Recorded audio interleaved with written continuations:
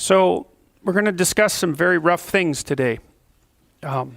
Maybe you're somewhat accustomed to that already, but this is particularly brutal, I think. I'm going to talk to you about a body of research that's been produced over about the last 10 years, and I think it's a body of research that might outline some of the most important things that psychologists have ever discovered. It's really changed my view, for example, on what happened in Nazi Germany, which we're going to talk about a lot today. And you know, we've already talked a fair bit about the temperamental determinants of political belief, right? And I've made a case for you that people who are liberal or lean to the left tend to be high in trait openness and low in trait conscientiousness, especially orderliness. And people on the right tend to be low in openness and high in conscientiousness, especially orderliness. And the effect is not trivial. If you look at just voting behavior, then you get the typical sort of effect sizes that are characteristic of personality research, 0.2 to 0.4, something like that, correlations. But if you start to analyze people's political beliefs in detail, so you get your measurement up to the point where it's nice and reliable and nice and valid, then temperament accounts for a substantially higher proportion of the variance. And so a lot of what people seem to do, they politicize their temperament by constructing post hoc arguments about the way the world is. But it's deeper than that, you see, because we already know that you have to use filtering mechanisms in order to orient yourself in the world, right? Because the world is just too complicated for you to orient yourself without using filtering mechanisms. And the question is, well, what are the filtering mechanisms? And to a large degree, they're your temperamental proclivities, because they set up your value structure, for example, and that sets up your perceptual frame. And so what that means is that you screen the world at the level of the facts that display themselves to you, because you know your perceptions are biased by your temperament, and they have to be because you have to screen things, and so you screen things in accordance with your temperament. You know, you're oriented towards certain things in the world, certain values, for example, and that's perfectly reasonable, because you can't do everything at once anyways. So there's no reason for you not to be directional. The question is, what are the pathologies associated with directionality? Now, conscientiousness is a very interesting, because there are obvious benefits to being conscientious, right? I mean, it's the best long-term predictor of job performance, for example, and I'll outline some other data. That might be more associated with industriousness than orderliness, but there's utility to orderliness as well, and we'll cover that in detail today. The issue is that you never get a benefit without a price. And so you can see that with agreeableness. If you're agreeable, high in agreeableness, then you're compassionate and polite, and you're empathic, and you can work well in teams. But the price you pay for that is that you don't negotiate very well on your own behalf, and that you can be easily taken advantage of. And then if you're very low in agreeableness, well, then you're more competitive and more out to win, I would say. But the price you pay for that is that if you become too disagreeable, then you're likely to be sufficiently antisocial, let's say, so that you might end up in prison. So you don't get a cost without a benefit. So then the question might be, well, what's up with conscientiousness? Because it seems, all things considered, that it would be a good thing to be conscientious. Now, I can think of some exceptions to that. So conscientious people are dutiful, industrious, orderly, that sort of thing. And they tend to sacrifice the present for the future. And that's a good thing. So you save up, let's say you save up wealth, you save up labor and effort for the future. You know, don't live for today, don't be impulsive, work hard, and all that. That'll accrue you success over the long run. The downside of that is the long run has to be stable in order for that to be a reasonable strategy. And so conscientiousness is not a good strategy, at least under some conditions, because in situations that are radically unstable, you might as well get what you can now, or that's one way of looking at it anyways. The other thing about being conscientious, if you store up wealth, say, as a consequence of hard work, then that can make you targets for people who would like to come and take your wealth. And so it's also one of the things that happened to many people in the 20th century, most recently in Venezuela, is that, let's say you're conscientious and you save money. Well, what happens in a period of hyperinflation? Well, your money's wiped out. And so, you know, this happened to Germany, say, in the 1920s, and you got to understand what hyperinflation does to a society, because what hyperinflation does is destroy the people who worked hardest to construct the society, because they're the people who've been prudent and careful and sacrificed and so forth. And then when a period of high inflation comes along, poof, everything they have disappears. And that happened in Germany during the 1920s. Now, there was a bunch of reasons for that, but so Germany was very unstable in the 1920s, right? Because of the war had just ended. They had subjected to the Versailles Treaty, which was a very punitive treaty aimed against Germany. It's not like the Allies had lacked reasons to impose a punitive treaty, but nonetheless, they did. Germany lost a lot of territory, including their industrial areas. Germany was flooded by men who were brutalized in the trenches in World War I. I mean, you could hardly imagine how terrible trench warfare is, and you can't imagine what you'd be like after a month of that, a day of that, let alone a couple of years of that. And then Germany underwent a period of hyperinflation. At the same time, in the Soviet Union, the communist revolution had been successful. And so there was tremendous political upheaval in Germany during the 1920s as well. I want to just set the stage for that. And so, but the hyperinflation wiped out all the people that were prudent and saved and left them with a terrible sense that the entire system had betrayed them, which is, of course, exactly what had happened. So, all right, so anyways, conscientiousness is a bit of a mystery. You know, we've looked at plasticity, right, and already. Plasticity is a combination of extroversion and openness, and then stability is a combination of conscientiousness, emotional stability, and agreeableness. And conscientiousness is made out of industriousness and orderliness. Now here's some markers for conscientiousness. So here's what you're like if you're orderly or if you're industrious. You carry out your plans. You don't waste time. You don't find it difficult to get down to work. You don't mess things up. You finish what you start. You put your mind on the task at hand. You get things done quickly. You know what you're doing. You don't postpone decisions, and you're not easily distracted. That's what an industrious person is like. We don't know anything about industrious people. We cannot figure out why they're industrious. If you read the neuropsychological literature, you might assume that people who have highly functioning prefrontal cortexes might be more conscientious, because people associate the prefrontal cortex with such things as the capacity to plan. The problem with that is that we've, for example, tested now thousands of people using tests of dorsolateral prefrontal cognitive ability, which are basically cognitive tests. And as you know from being in this class, if you take a battery of cognitive tests and you subject them to a factor analysis, you can extract out a first factor, and that's fluid intelligence. And the correlation between fluid intelligence and conscientiousness is 0. Right, so that's very, very strange, because you would tend to think that people who were smarter might be better at planning, and maybe they are, but they're not necessarily better at implementing. And and we don't understand the difference between planning and implementation. We don't know what that is. You got to think about it this way too, though. Just because you're better at planning wouldn't necessarily imply that you're better at implementing, because actually one of the prerequisites for thinking abstractly is that you can detach your plans from your action, right? Because otherwise you just automatically act out everything you planned. But that isn't what people do. They separate out their thinking so that they can work in an abstract space that's divorced from their action, and so they can lay out multiple plans without necessarily acting them out. But then that introduces the additional complication of having to implement, and industrious people seem to be good at implementation. But we don't know why. We've done all sorts of laboratory studies trying to see if we could get some sort of laboratory task that industrious people would do better in the lab than non-industrious people. God, you'd think that would be a snap. We probably tested 50 things and have never got anything. So we've done things, for example, like, imagine we present people with a row of H's, N's, M's, and U's, row after row of letters, small type. You say, go through and circle all the U's. Well, obviously, you would think that that would be a task that would require diligence and industriousness. You could time how long it took people to do it. You could see how accurate they were. Correlation with conscientiousness? Nothing. 0. It's an IQ task, as it turns out. And so the best we've been able to do so far, maybe with industriousness, is, and this is so vague, it's embarrassing, is that we think that maybe industrious people find inactivity aversive. So, because they're not motivated by enthusiasm, right, for the task, that would be an extrovert, and they're not motivated by intrinsic interest in the task, that would be someone who was open.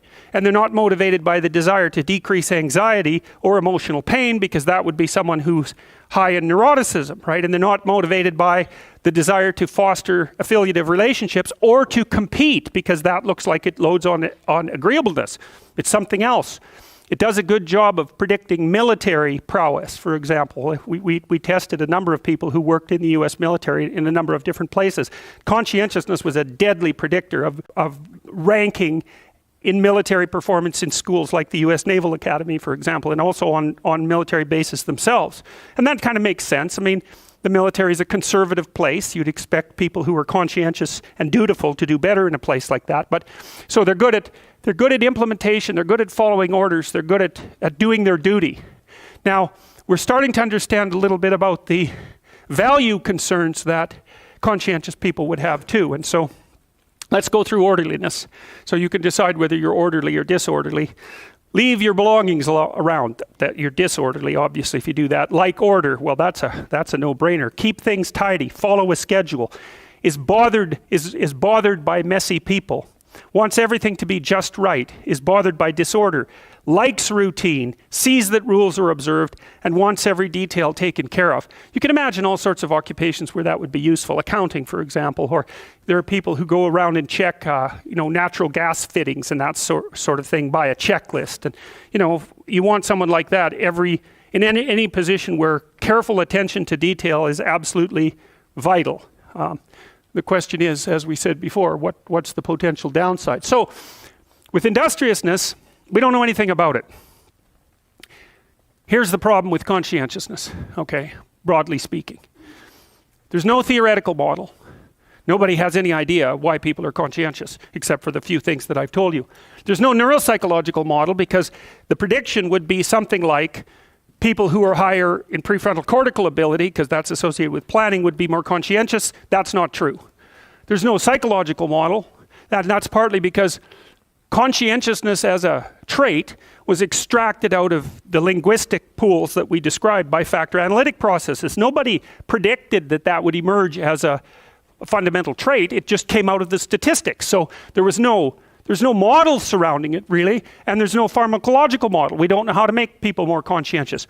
With the possible exception of drugs like Ritalin, amphetamines, that seem to be able to make people focus in more. And so maybe there's an association to some degree between conscientiousness and the ability to pay attention. But when we've used attentional tasks in the lab, first of all, they load on fluid intelligence, and second, they don't correlate with conscientiousness. There's another dead end. So, okay, so what else is useful about conscientiousness? Well, it's strongly related to life satisfaction and happiness. Actually, if you look at the big five, if you look at the traits that are most correlated within the big five, conscientiousness and neuroticism are negatively correlated. Make sure I got that right. The more conscientious you are, the less likely you are to suffer from anxiety and emotional pain. And I think the reason for that, but I don't know, but I think the reason for that is that by being conscientious, you stabilize your environment, right? Because everything becomes more predictable, more scheduled, more routine. You're more likely to be successful. So if things aren't going wrong around you all the time, then you're going to be less anxious and in less emotional pain. Well, conscientiousness is related to depression and guilt. There's a researcher named Fayard who used a meta-analysis to show that conscientiousness was associated with specific emotions and overall negative emotion, but was most strongly associated with guilt. It was negatively related to guilt experience, but positively related to guilt proneness. And so maybe guilt is the emotion that you feel when you don't do your duty, something. So you must know people, maybe the person is your mother, or perhaps it's your father. They come over to your place or you go over there and they're just working all the time. They can't sit down and relax. They just work all the time. And they'll tell you if you ask them, well, I can't stand sitting around. I have to be doing something. And you can imagine too, how that might have been selected for across the evolutionary time span. I mean, if you're living in a situation where resources are somewhat limited, like we pretty much all do, you're going to demand of the people around you that they at least pull their fair share of the weight, right? And so you could imagine that the people who were likely to feel a negative emotion of some sort for not chipping in and doing their share or more than their share, which would be Now, you might say, well, how do people get away with not being conscientious then? And well, the answer to that would be, there are other things that you can offer the community that are of value that aren't associated with dutifulness. And I think comedians are a good example of that. I don't believe that comedians are particularly conscientious because it's not the kind of lifestyle you would pick if you were a conscientious person. Or people who go out on the road and play music, for example, because that's such an erratic lifestyle and so unlikely to be stable across any reasonable amount of time. So maybe you could be valuable to the community by being amusing. An extrovert would do that. Or by helping ensure security and safety, and maybe someone high in neuroticism would do that. Or maybe you would be useful because you're really good at developing affiliative relationships. That would be someone who is agreeable. Or you're creative. But the conscientious person demonstrates their value by working hard and being dutiful and contributing to the broader community and following rules and all that sort of thing. And there may be other things they do as well. So now here's a downside to being conscientious. If you're working in a big company, say, and there's mass layoffs and you happen to be affected independently of your work history, the probability that you'll become depressed is quite a lot higher if you're conscientious. And some of you may be conscientious people and you know that if you fail at something, or even if you think you might be failing at something, you're going to tear yourself apart. You're going to find it, you're going to blame yourself for it, because conscientious people, especially orderly people, are also judgmental. And you can understand why that might be a useful supposition when it is the case that there's something you could have done that would have stabilized you or improved your chances. And you can often think of something even if it's trivial, but it's not so good when you happen to be caught up in, waves of mass movement. For example, when you're laid off by a big company all right, so let's take a look at orderliness, because we don't have much to say about industriousness, because we don't know anything about industriousness, but we're starting to understand a lot about orderliness, and it's extremely interesting. So we'd only managed to parse out conscientiousness into orderliness and industriousness over about the last 10 years. I mean, people had placed orderliness under conscientiousness before that, but psychometrically, it's become, with the big 5 aspect scale, it's become more straightforward to measure. And so here's what we know about orderliness so far. It predicts conservatism along with low openness. Low openness is a better predictor of conservatism and high openness of liberalism than conscientiousness is. But conscientiousness is a pretty good predictor, and that's almost all orderliness. It's also associated with disgust sensitivity. Now, that's a very cool thing. So Jonathan Haidt has done a lot of work on disgust sensitivity, and so has a guy named Paul Rosen. And I knew their research from really almost 30 years ago now, and I thought they were really onto something back in the 90s. I really thought that investigating disgust would be useful because no one had ever really talked about it, hadn't conceptualized it as a separate emotion system. And we found that disgust sensitivity is associated with orderliness, with the preference for order and tradition, and not with egalitarianism. It's also associated orderliness with harsh judgments of moral transgression. And this is the kicker here, I think. It's associated with the function of something that psychologists have started to describe as the behavioral immune system.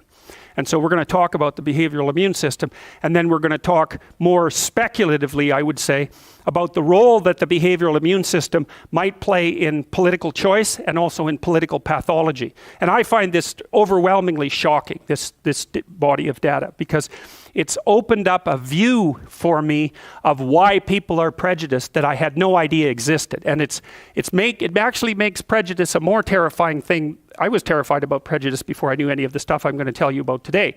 But this makes it more terrifying because it locks it so deeply into people you can't believe it. And the worse than that, if you understand why it's locked so deeply into people, you also understand why it emerged as a necessity. And that's the terrifying thing. Now, so we're stuck with that now, and no one really knows what to do about it. And so, well, we'll walk through this and you can tell me what you think. So what's the behavioral immune system?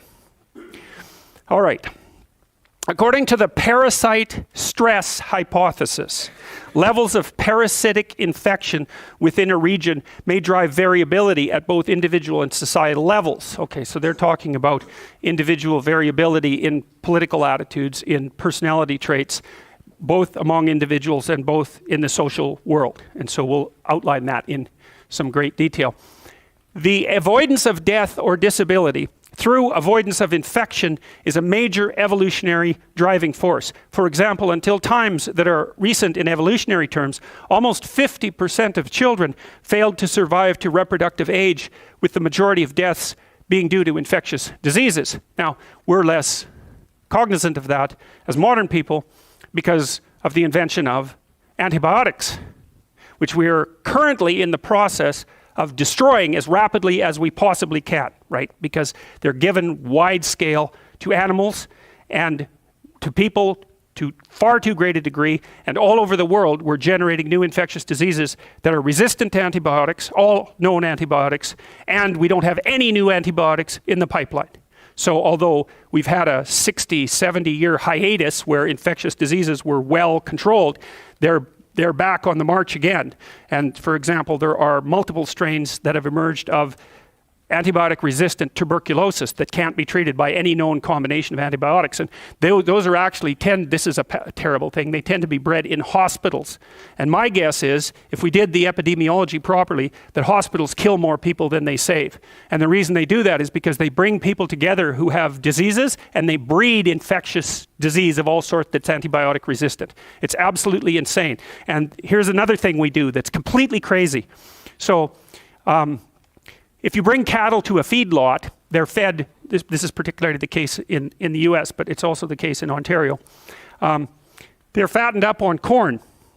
And the reason they're fattened up on corn is because corn is heavily subsidized as a crop, so it's damn near free. That's why there's corn syrup in everything, right? Because it's a very low cost source of calories. And you might say, well, hooray, you know, a low cost source of calories. Isn't that wonderful? Because that means that people who don't have any money get to eat. And right, fair enough.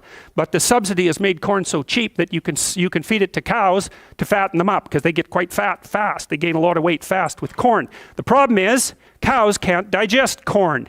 So it makes them sick, or they digest it very badly. It makes them sick. They're not designed for it. They're designed to eat grass, not corn. And so in order to stop the cows from dying when you feed them corn, you pump them full of antibiotics. And that's one of the things that's breeding antibiotic resistance. So it's not very smart, but that's what we're doing. And no one really notices, and that's a very bad idea. So you can be sure, one of the things that you can be virtually certain of is that whatever you're worried about happening terribly in the future, it will be something else that you're not worrying about that will actually cause the problem. And this could certainly be one of those things. Local parasite types and host defense systems will typically be involved in a co-evolutionary arms race. And so at any given time, a host's immunological defenses will be specialized to be most effective against local parasite species.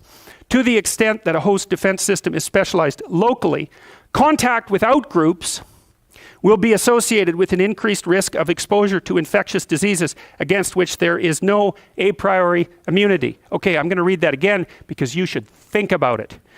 To the extent that a host defense system is specialized locally, contact with outgroups will be associated with an increased risk of exposure to infectious diseases against which there is no a priori immunity. Black Plague, Europe, came in on ships, right? The Europeans started to spread out. They came back with the ships. The rats came off the ships. Poof, third of the European population died.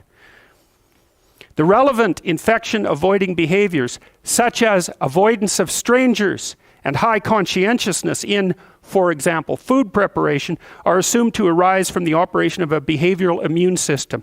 The behavioral immune system comprises adaptive psychological response mechanisms that are sensitive to cues that might predict the presence of infectious pathogens and which respond with appropriate cognitive processing and affective reactions.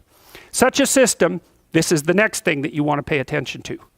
Such a system is likely to be oversensitive. The cost of a false positive, avoiding non-existent infection, is small relative to the possible cost, catching an avoidable infection. Okay, so you're walking through the grass and your snake detectors go off. The paraphobia of your eyes, the periphery, is specialized for the detection of things that might threaten you. And so you could say, well, you have snake detection systems in the periphery of your vision that are hypersensitive, because if you see a stick and you think snake and you jump up in the air, the cost is you jumped up in the air. So who cares that you misidentified the snake? But if there's a snake there and you don't see it and it bites you, then you're dead. So the logic is, why not set the systems that protect you to be hypersensitive, because the cost of the hypersensitivity is low compared to the cost of hyposensitivity, right? In social terms, an important component of the parasite stress hypothesis is that high levels of infection may lead to ethnocentrism, xenophobia, distrust of different others, and conformity, because such behaviors will reduce the likelihood of exposure to unfamiliar infections to which immunity has not been developed. Why is there strict sexual morality? Because promiscuity is a prime vector for disease transmission. That's one of the reasons. Conservatism as the social immune system. Disgust is considered to be one of the basic human emotions, defined by a strong revulsion and desire to withdraw from an eliciting stimulus or event. Physically, disgust is accompanied by a distinct facial expression involving constriction of the oral and nasal cavities. So that's the disgust phase, which closes up your nose and your mouth so that things can't get in.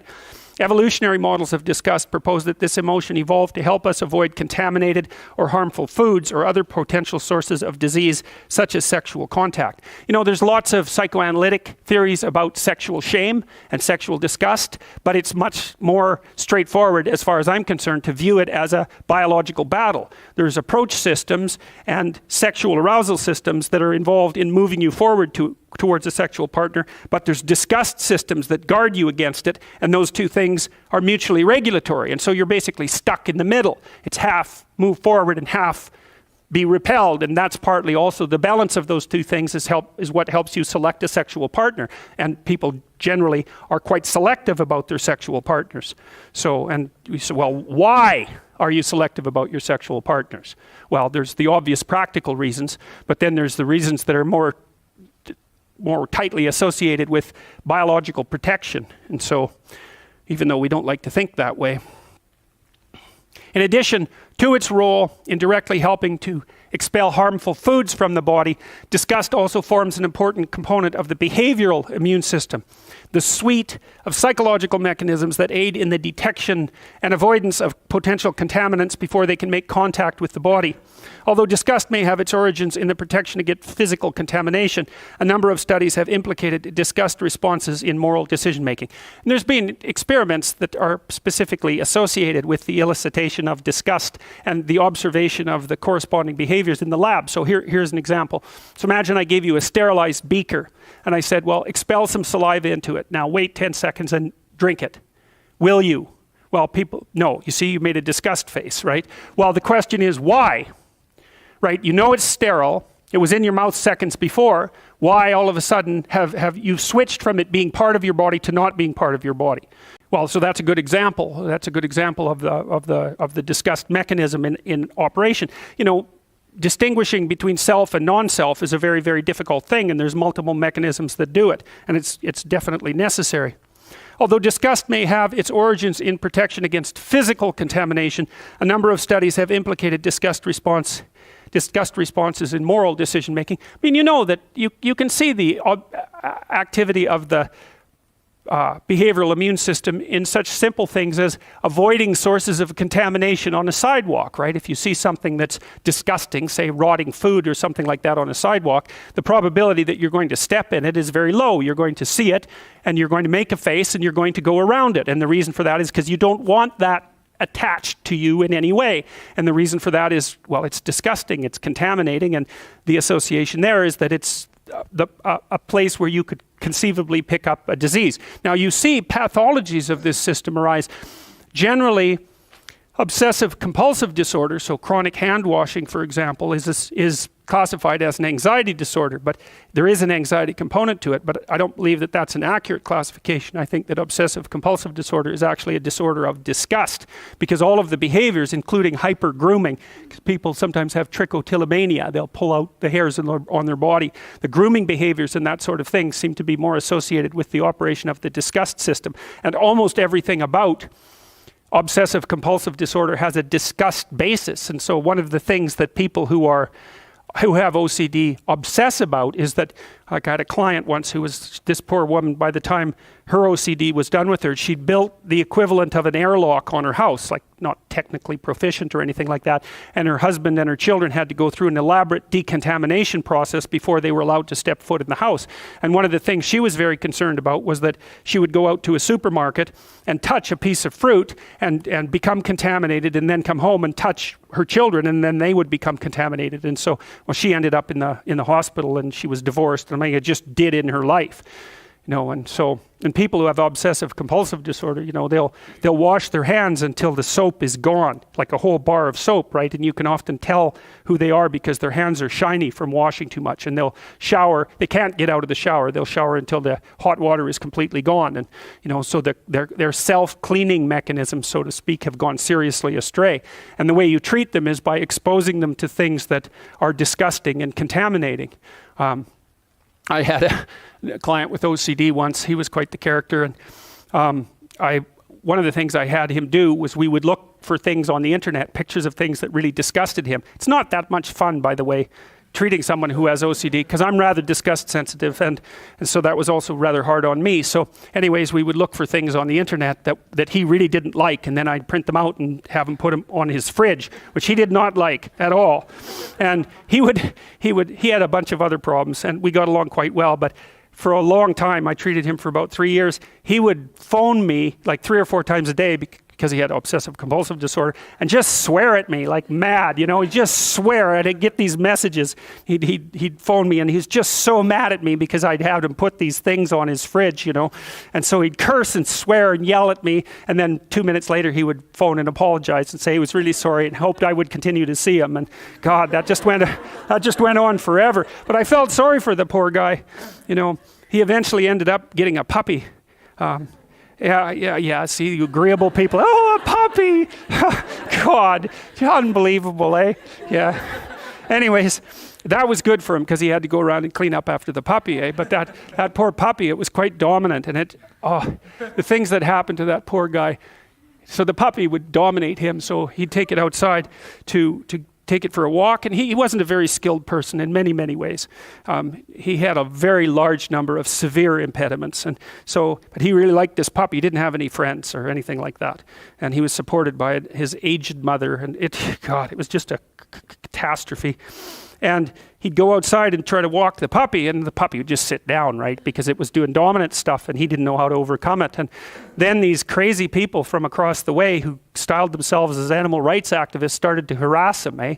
And they phoned up his mother and told him that if she didn't take the dog away from that retard, they were going to come over and do terrible things to him. And then he got harassed on the street, and then he went to a park with his dog, and they came up to him and pushed him on the car and swiped his dog and ran off to the SPCA and dumped it there, and he had to move away from his apartment. And God, it was just an absolute catastrophe. They had plenty of sympathy for that damn dog, but no sympathy whatsoever for the guy. It was really something.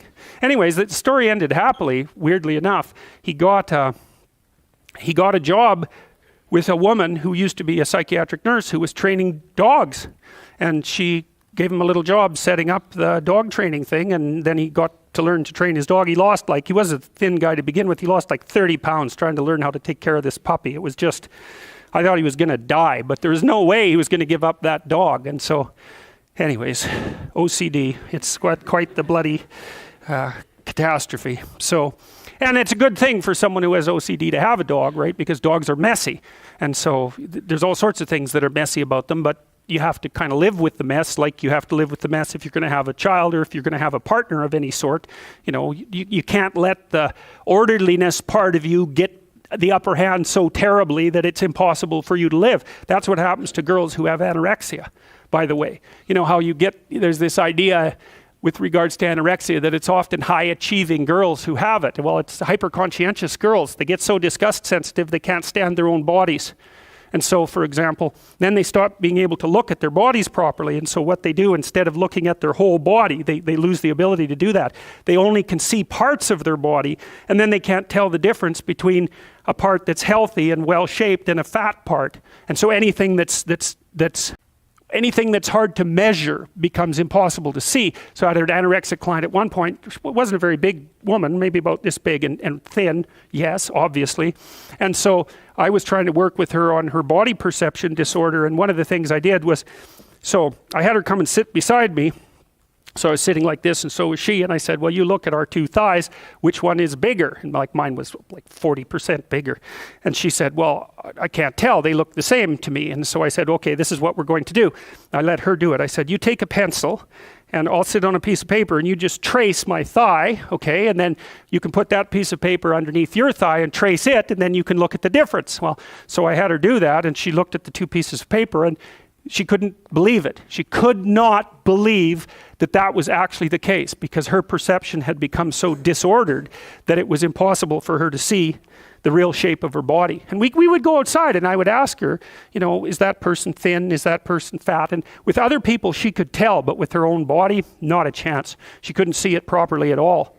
And so there's a real obsession with purity among women who have anorexia. You know, they'd like to starve themselves right down to the bone, because the bone is sort of pure and white and there's no excess tissue on it. And so anorexia also looks like a disease of disgust. And so it's very, very difficult to... She thought in very black and white terms. One of the things I had her do at one point was, she has a music, she said, I either really like a song or I don't like it at all. And I said, okay, well, you've got a music collection. Why don't you go through like 20 of those songs and rate them on a scale from 1 to 10? And she couldn't do it. It was either yes or no, orderly, right? The boundaries around the categories were absolutely segregated. And her apartment tended to be decorated in black and white. And she was hyper clean, you know, so everything in the apartment was extraordinarily orderly, well put away. She couldn't stand to see anything disgusting on the counters and that sort of thing. So very, very difficult disorder to treat, anorexia. Very, very difficult.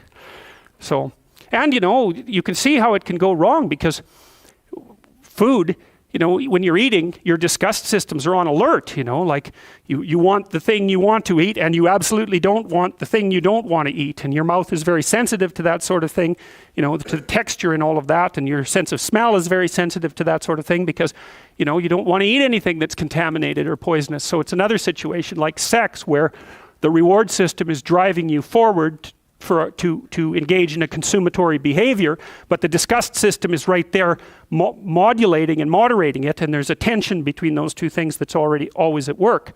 And with the anorexic types, the disgust system gets the upper hand. So she was also extraordinarily judgmental and perfectionistic, but that goes along with it, because orderly people are judgmental and perfectionistic. And so if you're a perfectionist, often what that means is you have very high levels of orderliness and very high levels of neuroticism. And those two things chase each other around like mad, because you can't stand the idea that you would make a mistake, and you get anxious about it as well. So then you get stuck in this perfectionistic mindset and you can't get out of it. So inducing disgust responses, whether via a foul order, a disgusting work environment, or recalling a disgusting experience, led individuals to assign harsher punishments to others who had committed moral transgressions. So you describe a moral transgression, maybe breaking a law, you expose the people in the experiment to some disgusting stimulus, and then you ask them about the probability that the person was guilty, and then also how long they should be imprisoned or how much they should be fined. And if you get the people disgusted, then the probability, especially if they're orderly, then the probability of assigning a harsh punishment goes upward.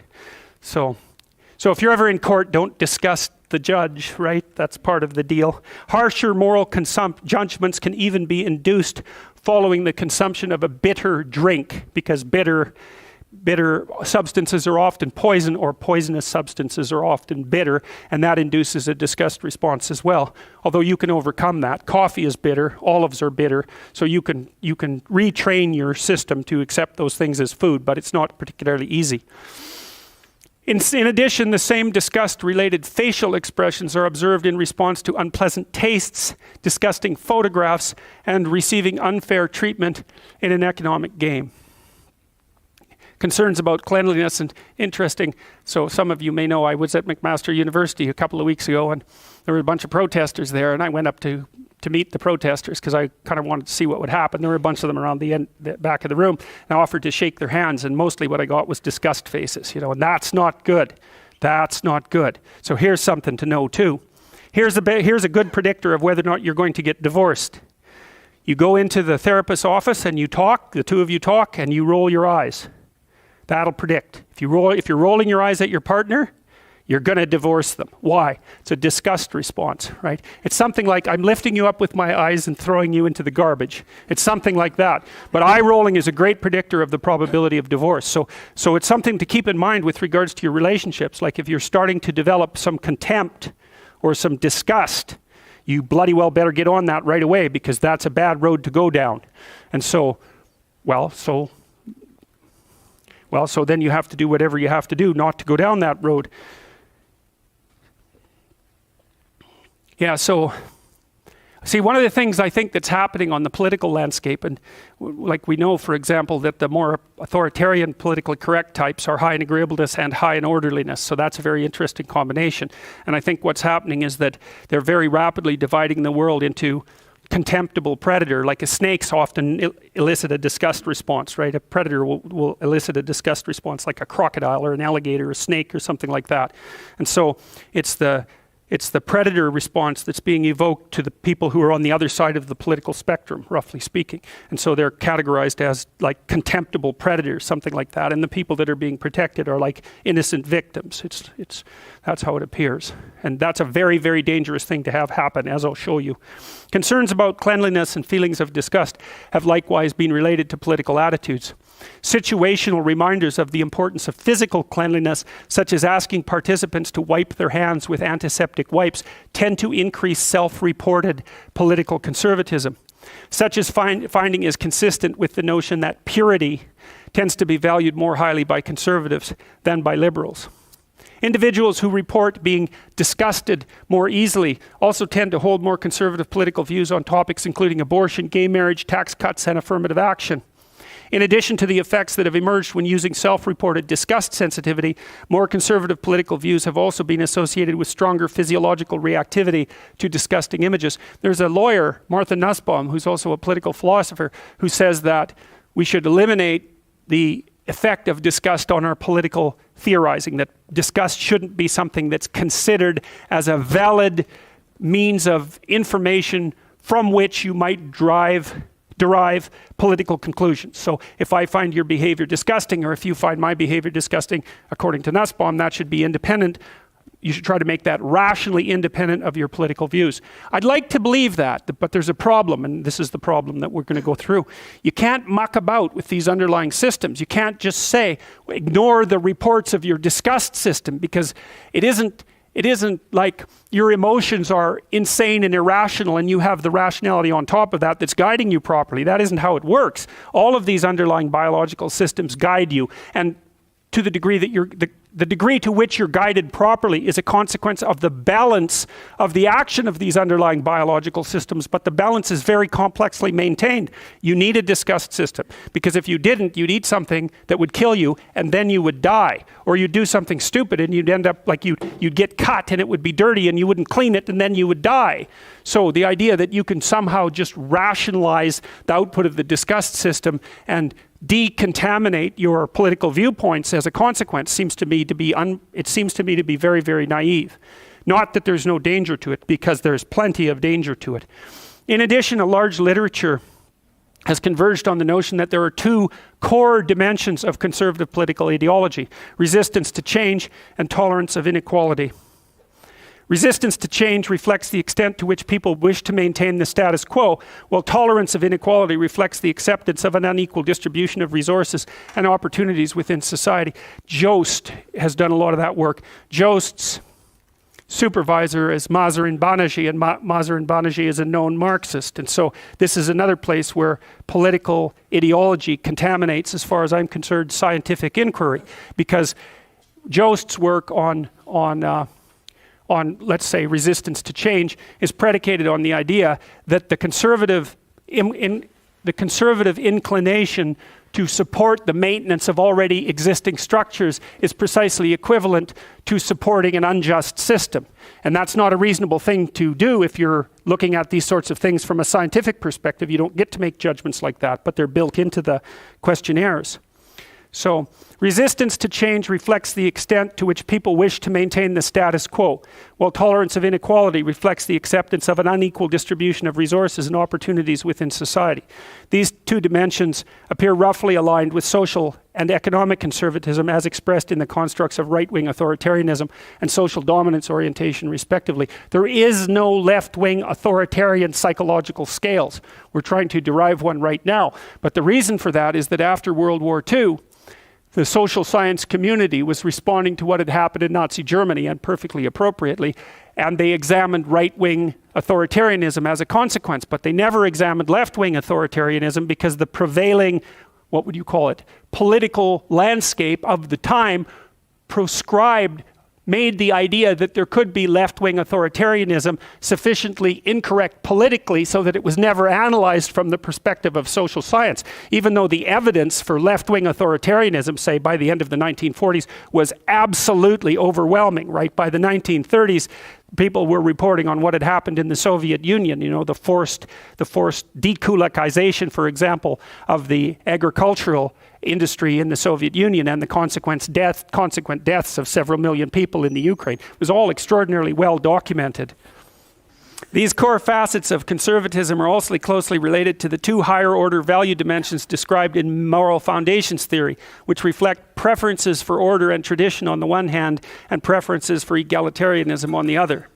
Importantly, the motivational basis of these two dimensions appears to vary independently from one another, with an individual's overall political attitudes on a left-right spectrum emerging from their relative balance. These motives are also strongly rooted in basic personality characteristics such that preferences for order and tradition are associated with higher levels of orderliness.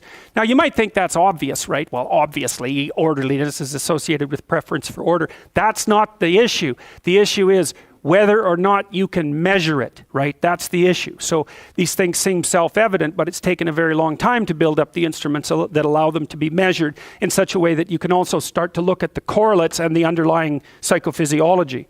So it's by no means obvious. Higher levels of orderliness, an aspect of conscientiousness, and politeness, an aspect of agreeableness, as well as lower levels of openness and intellect. In contrast, preferences for egalitarianism are uniquely associated with compassion, an aspect of agreeableness. So, and that's exactly what we found when we were looking at political correctness, which is primarily predicted not by openness or by conscientiousness, but by agreeableness. Political conservatism can therefore be thought of as a social immune system, reflecting the extension of pathogen avoidance mechanisms to the integrity of the social system. Borders, boundaries, right? That's the orderly person. We'll keep borders between concepts. We'll keep borders between people. We'll keep borders between towns. We'll keep borders between political ideas and religions and states. Why? Because we don't want the terrible things flooding in from everywhere. Now, the liberal will say, wait a minute, all the things flooding in from everywhere aren't terrible. They have great utility. And that's true. But the problem is, they're both true. They're both true at the same time because, well, and we'll document that as we move forward. So then the question is, well, how do you know when things should be more open and when things should be more closed? And the answer to that is, well, you better have a chat with everyone and find out what they think, because it's a balance of probabilities. There's no way of determining it a priori. It's a balance of probabilities. And so you have to have a discussion to determine how wide the gates should be open and how narrow they should be closed. And that's also going to depend on the circumstances and the situation. So there's no way of, this is the thing that's so terrible about this. There's no way of determining a priori whose position is correct. Just as the behavioral, yes, in particular the social immune system would help to maintain order by suppressing any actions or individuals that deviate from a group's accepted social traditions. It has been reported, for example, that regions with higher levels of disease prevalence tend to be associated with higher levels of social conformity and autocratic rule. Individuals who feel more vulnerable to disease likewise report higher levels of ethnocentrism and xenophobia. Such basic concerns about pathogen avoidance may thus contribute to the desire for order and tradition among conservatives, along with the harsh moral judgments associated with violations of the social order. How do you purify something? How about with fire? That's something to keep in mind as we move towards the more political expressions of this. And the thing about something that's disgusting is you don't isolate it exactly. You destroy it, right? It's the thing you do with rats and insects, for example, is destroy them, right? And you do that with poison, you do it with fire, you do it by cleaning things up. And you do that because, well, the rats will eat all your crops and the insects carry disease and all of that. So, or they infest your food, which, you know, I don't know what proportion of today's food production is eaten by rats and insects, but it's a huge proportion still. According to the parasite stress hypothesis, authoritarian governments are more likely to emerge in regions characterized by a high prevalence of disease-causing pathogens. Now, who the hell would have ever guessed that? Hey, this is where you see the real utility of a genuine social science, because it's by no means self-evident, this hypothesis. And this paper that I'm going to discuss with you right now just blew me away when I read it. I thought it should have been front page news across the world, but it didn't really attract that much attention. Recent cross-national evidence is consistent with this hypothesis, but there are inferential limitations associated with that evidence. We report 2 studies that address some of the limitations and provide further tests of the hypothesis. Study 1 revealed that parasite prevalence strongly predicted cross-national differences on measures assessing individuals' authoritarian personalities. So that's very interesting. So the more parasitic and transmissible diseases in a particular locale, the higher the probability that people, when measured at the individual level, held authoritarian attitudes. Because you might say, well, there's parasite prevalence, that produces a repressive government, but it doesn't really affect people at the level of personality. And that's not what was found in the studies. It was reversed. The parasite prevalence / infectious diseases made people more authoritarian, and that was what was driving the more authoritarian government. So here's something cool. Who knows about this, right? So how do you fight authoritarian governments across the world? You get rid of infectious disease. That could be it. That could be the key. So, and then again, that is by no means a self-evident hypothesis. Study 1 that revealed that parasite prevalence strongly predicted cross-national differences on measures assessing individuals' authoritarian personalities. And this effect statistically mediated the relationship between parasite prevalence and authoritarian governance. Parasites, personality, authoritarian state. That's the causal pathway. This mediation result is inconsistent with alternative explanations for previous findings. To address further limitations associated with cross-national comparisons, Study 2 tested the parasite stress hypothesis on a sample of traditional small-scale societies. Results revealed that parasite prevalence predicted measures of authoritarian governance and did so even when statistically controlling for other threats to human welfare. One additional threat, famine, also uniquely predicted authoritarianism. Together, these results further substantiate the parasite stress hypothesis of authoritarianism and suggest that societal differences in authoritarian governance result in part from cultural differences in individuals' authoritarian personalities. Here's the effect sizes. So look, they're mind-boggling. So first, that's authoritarian governance. 1, pathogen prevalence. The correlation is 0.42. 0.42, right? There's malnutrition. There's warfare. It's actually negatively correlated with warfare. Famine, 0.26. So if you square that, that's about 8% of the variance. That's about 16% of the variance.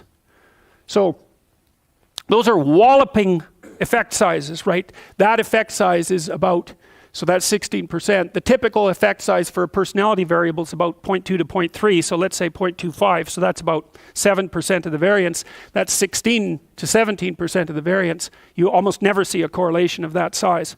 So it's an absolutely remarkable piece of work. And it has all sorts of terrifying implications. So the question is now, why would you have such a powerful immune system, behavioral immune system, discussed system? Okay, so let's look at some little known facts about the history of North America. I don't know how many of you guys know this, but it's worth knowing. Okay, so what was the pre-Columbian population of the Americas? The answer is, we don't really have any idea. The estimates vary from 10 million to 100 million, with an emerging consensus of 50 million. Well, it's halfway. Okay, we don't know. We could be out by 1 order of magnitude, but a fair number of people. So what happened to all the Native Americans? Well, that's easy. They all died. Why? Because when the Spaniards came, see, there was no diseases in the New World, except for maybe syphilis. There's some evidence that syphilis was transmitted back to Europe as a consequence of contact with North and South America. But there were almost no diseases in the Americas. And that's partly because there were no big cities, and also because even where there were, not compared to Europe, and also because where there were big cities in Europe, people lived close with animals, and there was lots of movement of disease pathogens back and forth between the animals and the human beings. And so lots of Europeans died as a consequence of that, like huge numbers of them, especially from diseases, say like smallpox or measles. But the Europeans built up a whopping immunity to all these diseases, including influenza, and then they came to the Americas with their diseases, and bang, it killed all the Native Americans. It figured 90% of them. So here's some of the statistics. What were the diseases that wiped them out? influenza, bubonic plague, smallpox, measles, even chicken pox was deadly to the Native Americans. So from 1492 to 1650, there was a death toll of 90%. So, you know, when the Puritans landed in the U.S. at Plymouth Rock, that was a long time after the Spaniards had landed in the more southern areas. The Indians, the Native Americans there, they were desperate to see them because they didn't have enough people to take off their crops. They didn't have enough people left. You imagine 9 out of 10 people died. That's everyone, right? You're done at that point. And so there were 25 to 30 million people in Mexico before the arrival of Cortez. 50 years later, there were 3 million.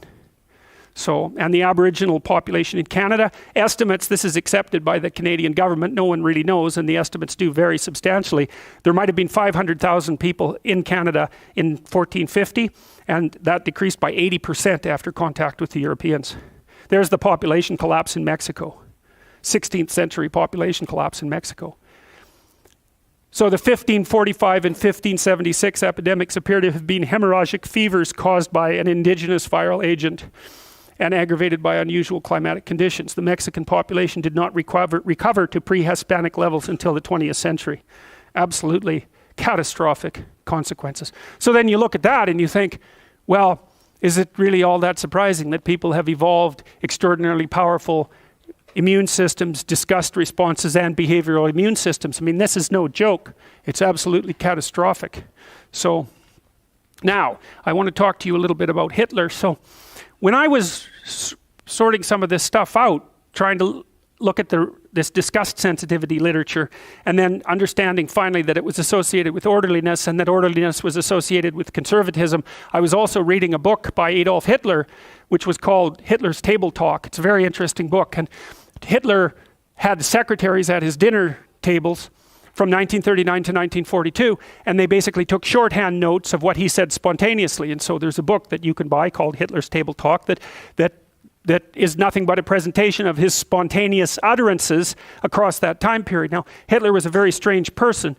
He was very high in openness, surprisingly enough, but also extremely high in orderliness. At least that's what you can infer from reading the historical data.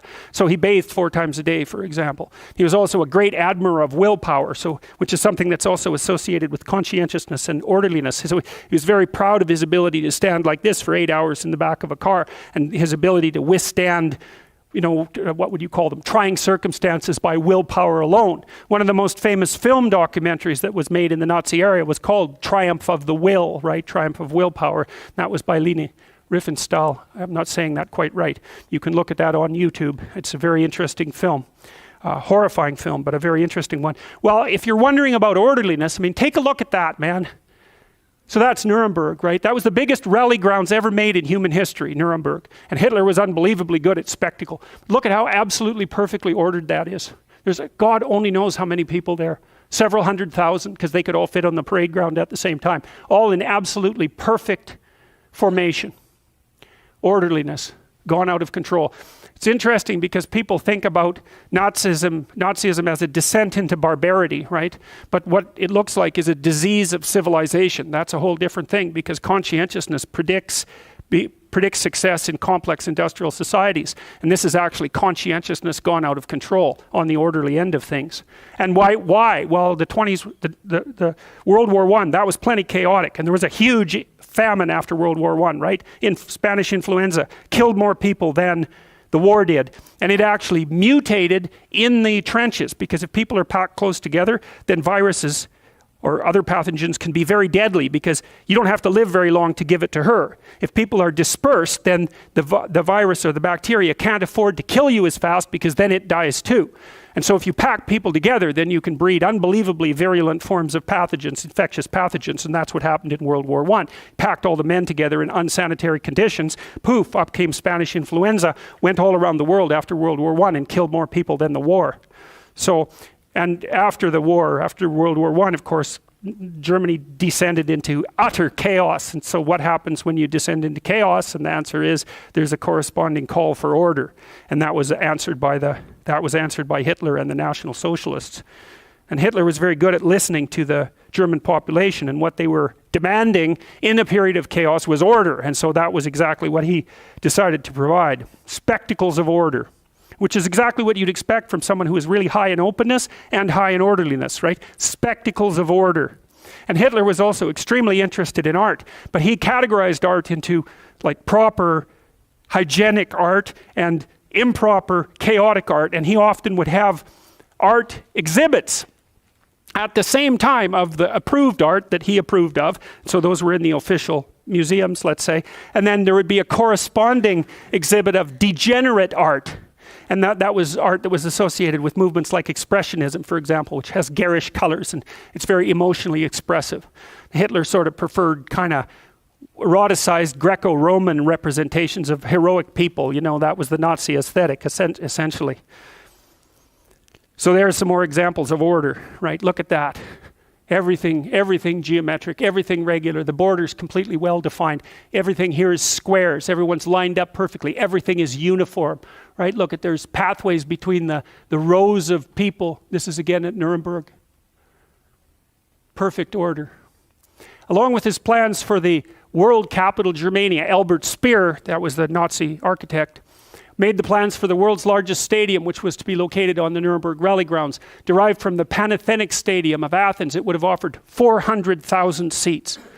It was to get the shape of a horseshoe, planned dimensions, 800 meters wide, 450 meters high, 100 meters, with a building area of 350,000 square meters. The laying of the foundation stone was on 9th of July, 1937. It was to be finished for the Party Congress of 1945. In 1938, the construction began with the excavation. It was stopped in 1939, but during the whole war, the casting pit had to be kept dry from entering groundwater. After the war, the northern half of the pit filled up with water and is today called Silver Sea, Silver Lake. The southern half was used to deposit the debris of the destroyed downtown Nuremberg. That's Nuremberg at night. So what Hitler did, because he was very good at using fire and light as display as well. So that curtain there, so you see there's the Nuremberg buildings that we saw in the last photograph. Those are the searchlights from the Nazi Air Force. So they had them arrayed all the way around the grounds there and pointed straight up so that the nighttime rallies were illuminated by a cube of light. Very effective display, artistic display of orderliness. Now, here's where things get seriously ugly. So this is a pamphlet from, I think, 1944. And the pamphlet is called Jew as World Parasite. So this is something I found on the net. I'll share it with you. Very rare original late 1944 anti-Jewish Third Reich pamphlet.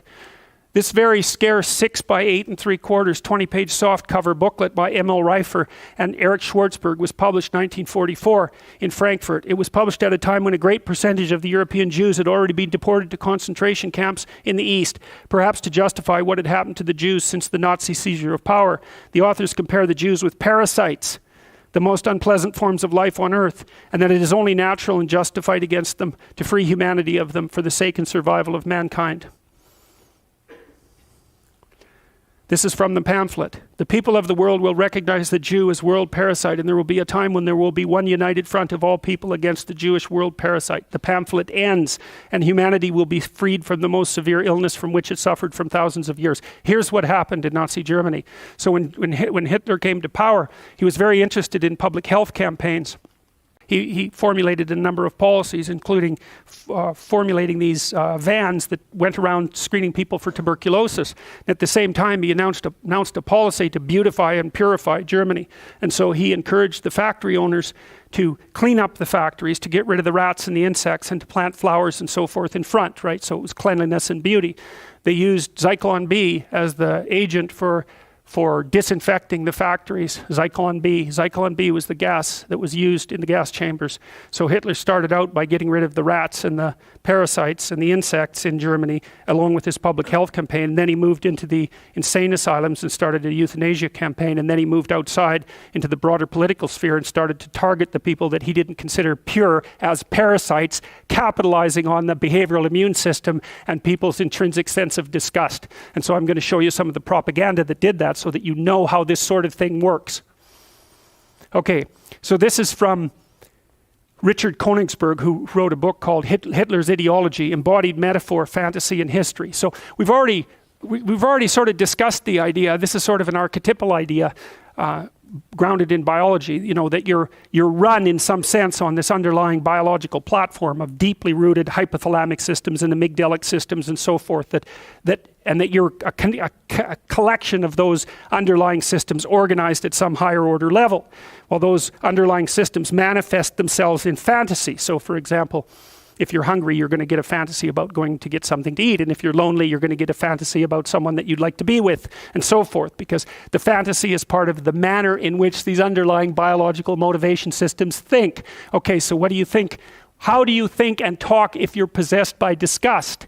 Okay. The state did, these are from Hitler's utterances. The state did not possess the power to master the disease. The menacing decay of the Reich was manifest. The masses feel that the mere fact of the Jews' existence is as bad as the plague.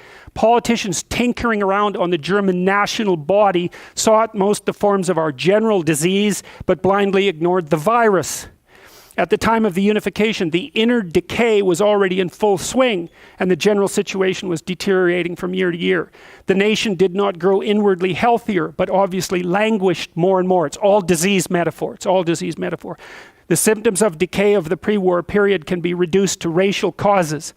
Anyone who wants to cure this era, which is inwardly sick and rotten, must first of all summon up the courage to make clear the causes of the disease. They think that they must demonstrate that they are ready for appeasement so as to stay the deadly cancerous ulcer through a policy of moderation. The Jew must take care that the plague does not die. If this battle should not come, Germany would decay and at best would sink to ruin like a rotting corpse. You can see in the Reich today an example of mortal decay. That is not the speech of someone who's possessed by anxiety. That's the speech of someone who's possessed by disgust. They're not the same thing. The 1st of May can only be the liberation of the nation's spirit from the infection of internationalism, the restoration to health of peoples. Against the infection of materialism, against the Jewish pestilence, we must hold aloft a flaming ideal, another purification metaphor. The restoration to health of our people must start from the restoration to health of the body politic. So that was Hitler's essential metaphor. The nation was a body. Right? It was a pure body. It was a pure Aryan body. And it was being assaulted by parasites that were subjecting it to disease and decay. That's the fundamental metaphor at the bottom of his political message. I gave the order to burn down to the raw flesh, Jesus, the ulcers of this poisoning of the wells. Yeah, pretty rough, man. This is the battle against a veritable world sickness which threatens to infect the peoples, a plague which devastates whole peoples, an international pestilence. The international carrier of the bacillus must be fought. It is if within this community one state is infected, that infection is decisive for all. In Europe, no common life of the nations is possible when amongst their number there are some who are suffering from a poisonous infection and who openly profess their desire to infect others with the same disease. We shall have a very real interest in seeing to it that the Bolshevist plague does not spread over Europe. National Socialism has made our people, and therefore the Reich, immune from a Bolshevik infection. I'll read you one more, although obviously you get the point. Table 7 is called "The National Body is Being Consumed." The Jew is and remains the typical parasite, a sponger who, like a noxious bacillus, keeps spreading as soon as a favorable medium invites him. All right, now I want to show you a brief film. And you can look here at the what would you call it, artistic and propagandistic transformation of the idea of order into a politicized message. And the thing that's so interesting about Hitler's particular brand of fascism, it wasn't precisely it wasn't precisely a movement that was predicated on ideas, like communism. Communism was predicated on ideas. But the Nazis went at it with something that wasn't really in the realm of idea. It was more in the realm of like embodied disgust and image. And so it was also very much more difficult to fight against from the ideational perspective. You know, it wasn't a well-developed intellectual movement. It was an embodied movement. And Hitler was extraordinarily good at using the metaphors and the images, and then his incredible capacity for propagandistic display to fire people up at a level of analysis that they weren't really even aware of. So let's take a look at this film.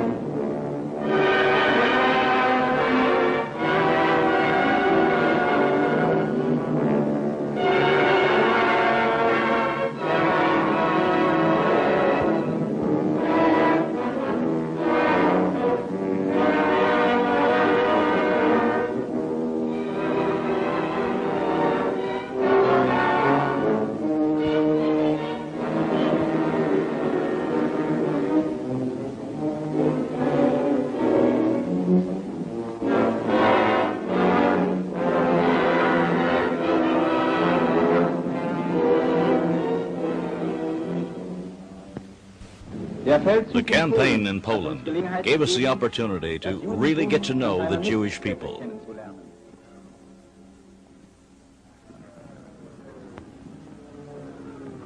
Nearly 4 million Jews live here in Poland, but they won't be found among the rural population, nor have they suffered from the chaos of war as has the native Pole. They set it out indifferently in the gloomy streets of the Polish ghetto. Yet within an hour after the German occupation, they were back in business.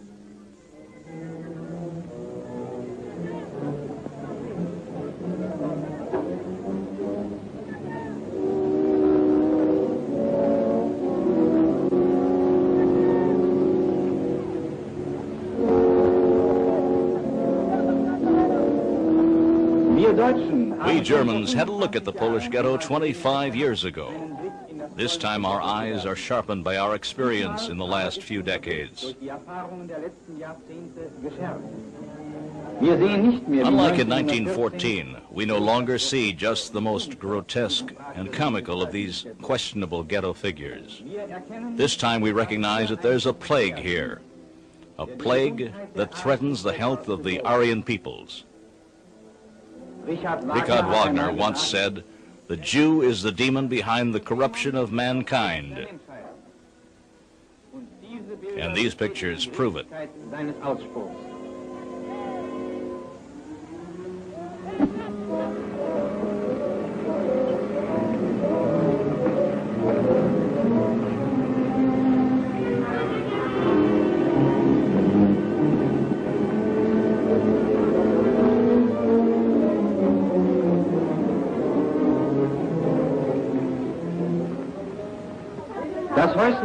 Jewish home life reveals remarkable lack of creative ability to civilize.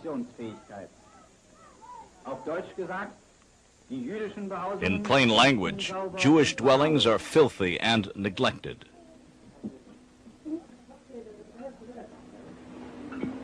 These Jews aren't at all poor. After decades of business, they've hoarded enough to acquire decent, comfortable homes. But they live for generations in the same dirty and bug-ridden dwellings.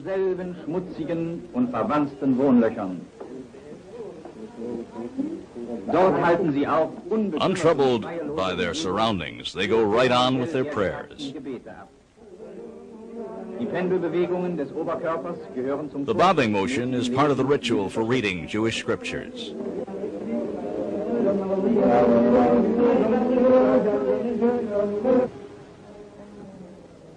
The main part of Jewish so-called community life takes place in the street.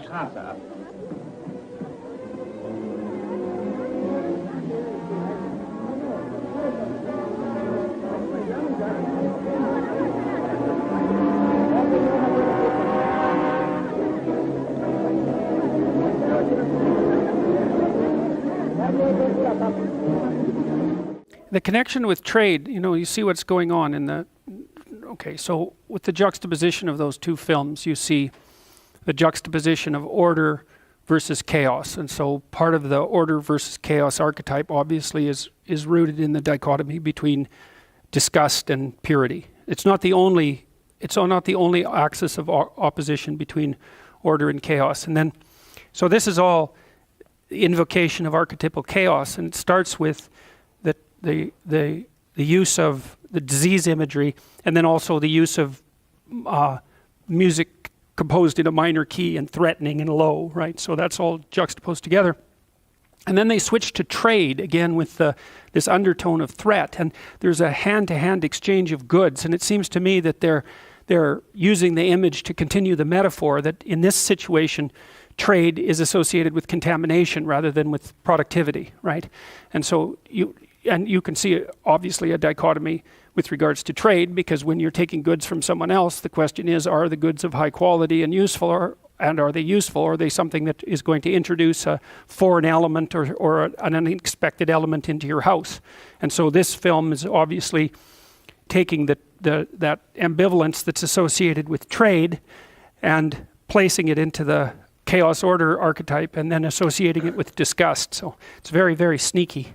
And it's done by inference rather than directly, which I think is a much more powerful way of doing this sort of thing.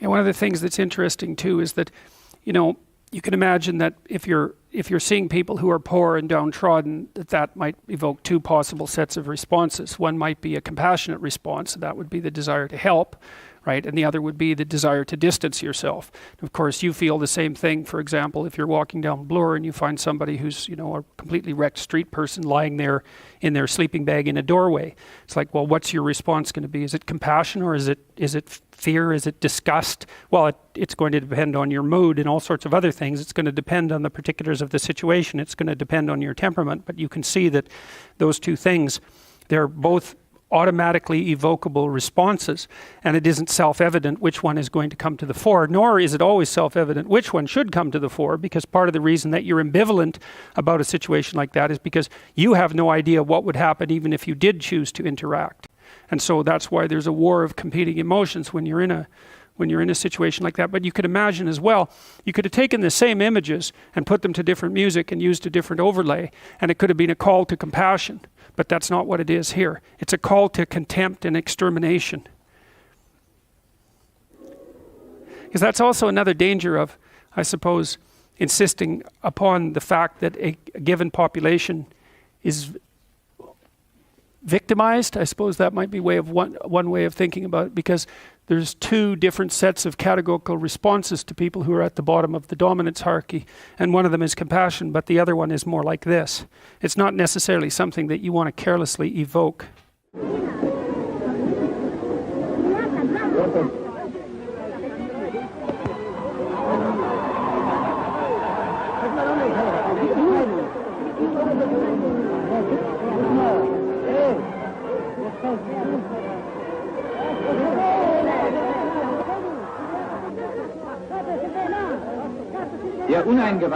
One might want to regard these haggling children as a sign of great poverty. But watch them a while, and it becomes clear that they're proud to act as their grown-ups do. These young people don't have the idealism that ours do. With them, the egoism of the individual is not in the service of higher common goals. Instead, Jewish morality, in crass contradiction of the Aryan concept of ethics, proclaims the unrestrained egoism of every Jew to be divine law. His religion makes cheating and usury a duty. In the 5th book of Moses, for example, it is stated that a non-Jew thou may loan to upon usury, but not thy brother. That the Lord may bless thee in all thy dealings. For the Jews, then, doing business is something holy. This is totally incomprehensible to non-Jews. Aryan man attaches a sense of worth to every activity. He wants to create something worthwhile, food or clothing, houses or machines. Yeah, so there's a contrast there. They actually use a contrast there between industrious and non-industrious too, which is quite interesting. Works of art or anything else of value to everyone. He's ruled by the feeling of being responsible for his achievements.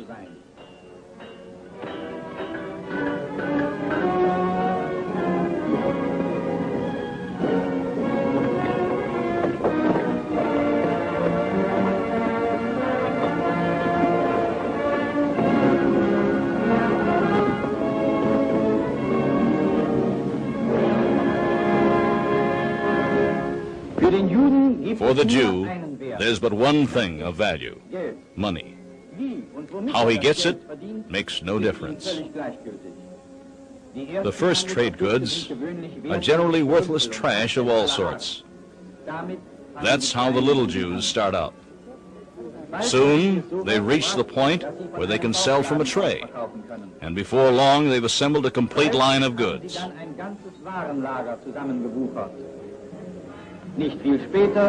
Not long after, they own a regular stand. The most ambitious soon own a small shop and then a bigger shop.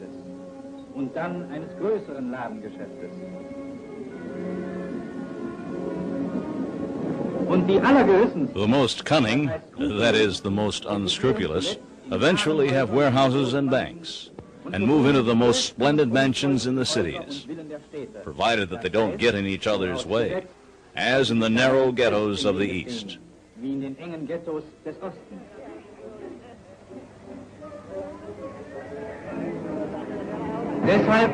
That's why they try to escape to rich lands with rich people.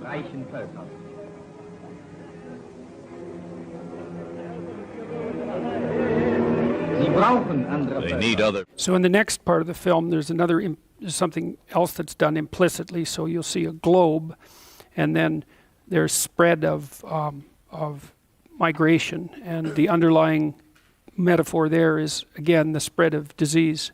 Peoples because they need the wares with which to do business. What creative Aryan peoples find of value has been reduced by the Jew to mere merchandise. He buys and sells, but produces nothing. The production he leaves to the workers and farmers of the host nation. It's funny there's an echo of Marxist ideology in there too that's very interesting, because what the insistence is that the labor that goes into basic production qualifies as labor, but the labor that goes into mercantile activity doesn't qualify as labor at all. It's not like the Nazis were pro-capitalist by any stretch of the imagination. So there's this strange distinction drawn between, like, it's almost like physical production. That seems to be something that's valued. It's the use of your musculature, say. But then as soon as it's elevated up into trade, which is obviously a value-added process, I mean, that's almost self-evident, but it's put forward here as something that's only parasitical. That's right. And that's a commonality with the Marxism of the time.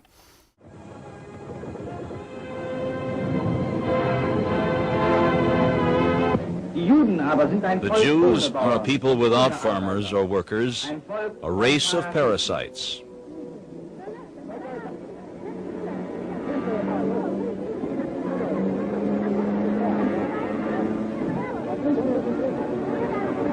Wherever the body of a nation shows a wound, they anchor themselves and feed on the decaying organism. They make business out of the sickness of the nations, and therefore endeavor to deepen and prolong all conditions of sickness. That's how it is in Poland and was in Germany. The Jews have been this way throughout their entire history. Their faces bear the age-old features of the perpetual sponger, the eternal Jew, who, in the course of time and worldwide wanderings, has always been the same. There's no difference between these Jews in Poland and those in Palestine, though the two are geographically separated.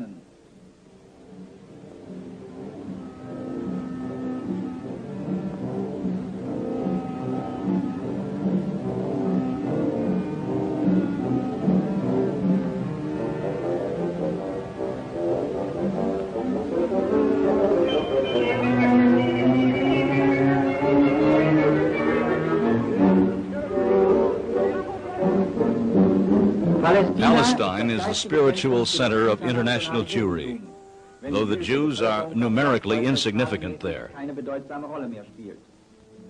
Here at the Wailing Wall, they gather and mourn the fall of Jerusalem.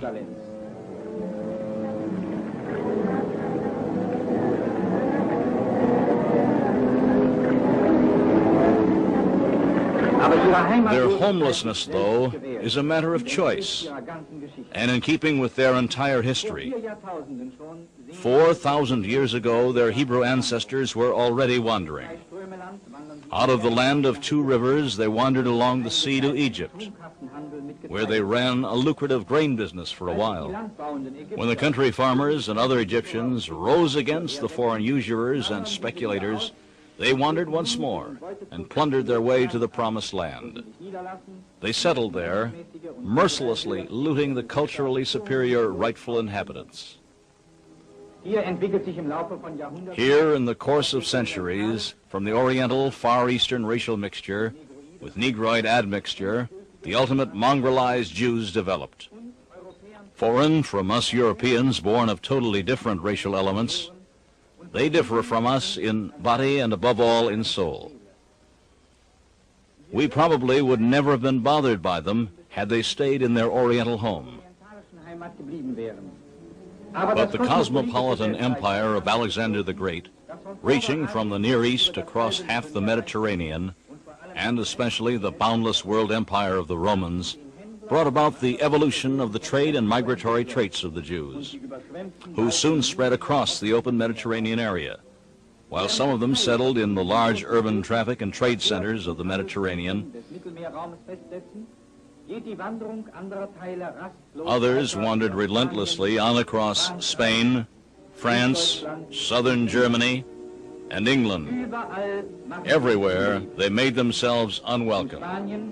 In Spain and France, the people rose openly against them in the 13th and 14th centuries, and they wandered on, mainly to Germany. There they followed the path of the Aryan culture, creative Germans colonizing the East, till they finally found a gigantic new untapped reservoir in the Polish and Russian sections of Eastern Europe. So, well, let's tie that together. We talked about the use of archetypes in stories. We talked about the relationship between archetypal symbolism and the biological underpinnings of the human psyche. And then you can see that manifesting itself in this sort of propaganda and the political positions that come out of it. You tap into the archetypal dimension, that's chaos versus order. You can place one against the other however you want from a propagandistic perspective, because you could make a film decrying excessive order. That's not a difficult thing to do, but that isn't what happens here. Order is associated with the sun and with what's good and with honest labor and with purity and with health, and chaos is associated with decay and disgust and impurity, and also with trade, which is extremely interesting. And the trade dynamic, you could see that in the second part of the film there. There was the implication that it was involvement in trade that was associated with this pathological spread, right? And so trade, that's another reflection of the ambivalence towards the transgression of borders. Is trade a good thing or is it a bad thing? Well, that's always a political issue. It's a huge political issue right now, right? You're going to have internationalist trade, or you're going to close the borders. You're going to have internationalist trade and open it, or you're going to close the borders. And so the degree to which the borders should be open or closed, I think, generally speaking, is the prime political question. And of course, we're going through an absolute convulsion of that sort of argumentation again right now. Part of the reason I wanted to show you this, I mean, there's a variety of reasons. I wanted to show you how the archetype and the underlying biology are tightly associated, but I also wanted to show you how those associations can be hijacked, essentially, and used for propagandistic and political purposes, because you need to know that, because these sorts of things have they have the capacity for a very powerful emotional appeal, and the only possible way of resisting that, I would say, and avoiding the temptation of allowing extraordinarily complex issues to be catastrophically reduced to principles that are far too simple to do them justice, is to become at least aware to some degree of what the mechanisms for the production of such propaganda are and why they have such potency. Then you have at least some ghost of a chance of reducing your own, what would you call it, proclivity. We could even call it a temperamental proclivity to the kind of propagandistic information that happens to suit your temperament best. So, well, we all know the aftermath of this sort of thing, right? It was absolutely dreadful, and we're by no means out of the woods on that yet. You know, you see in Europe and in the United States increasingly calls for the nationalistic enclosure of borders again. You saw that with Trump and the building of the wall between Mexico and the United States. So these things can get very badly out of hand, and it's a very bad idea to allow things to swing too far to one way or too far to the other, because all hell breaks loose when you do that. And well, all right, we'll see you on Thursday.